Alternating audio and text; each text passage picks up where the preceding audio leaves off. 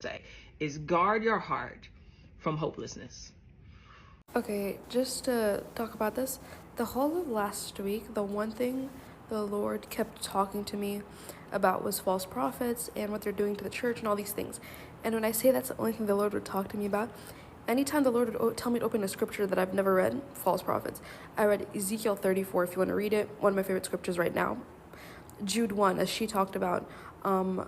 The other day I was reading 1 Timothy chapter 6, and it talks about all these things.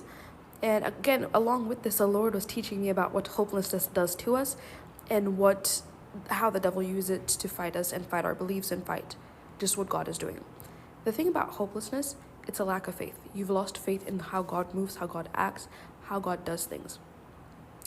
And once that happens, the faith of the Lord cannot work through us as believers.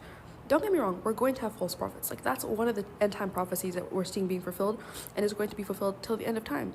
We're going to have false prophets, but that's a weapon the devil uses. When the devil uses these people to come into the church and portray these quote unquote religious figures, do whatever they want to do in the presence of people and all these things, and then as the Lord does, which is expose people who are using his name in vain, the devil is able to point a finger back and say, haha, see, the Lord is wrong, the Lord is lying to you, there's no such thing as Christianity, the standard of the Lord changes. One thing I have been taught by the Lord so much in the last 3 years is the standard of the Lord does not change.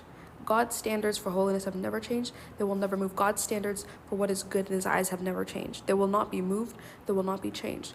Do not let the few that are brought in to affect the church affect your perception of who God is. Do not let your perception of who God is be based on a pastor and a preacher, on a teacher, on anyone. I've made Christian content for a while, and I truly, honestly, anytime someone compliments my walk with Christ, I love it. It makes me so happy. But I also know the parts of my walk where I don't talk about things on the internet. I know the sins I've struggled with. I know the times I've been so discouraged. I know the times I felt beaten down, all these things. I don't talk about them. But do not let someone's public walk affect your private walk with the Lord. Your private walk with the Lord is yours. The Bible tells us to work on our salvation in fear and trembling. When we don't do that, we're so easily affected by the circumstances around us. I was at churches where the pastors did not live a life that was basically fitting of what the Bible preaches. And for so long, it affected how I saw God. And I was like, God is this. God is not a man. God is not a man. And the minute I got that idea, that spirit of hopelessness was hard to fight, was easier to fight, sorry. Hopelessness comes when you see God in the eyes of a man. You will never understand God once you look at him as a man.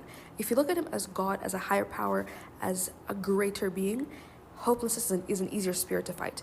And I talk about spirits a lot on my page because we wrestle not against flesh and blood, but against powers and principality and spiritual wickedness in high places. The devil using religious figures to fight the church is spiritual wickedness in a high place. If your authority figure who's supposed to be guiding you under the Lord is this a sheep as a wolf in sheep's clothing, it's going to affect you. It's going to be the biggest battle you fight. Stand strong. Do not let, even if this happens to you, it's going to hurt. Which is not me saying dismiss your hurt. Go through therapy, go through the proper healing channels, but do not let a man affect your perception of who God is.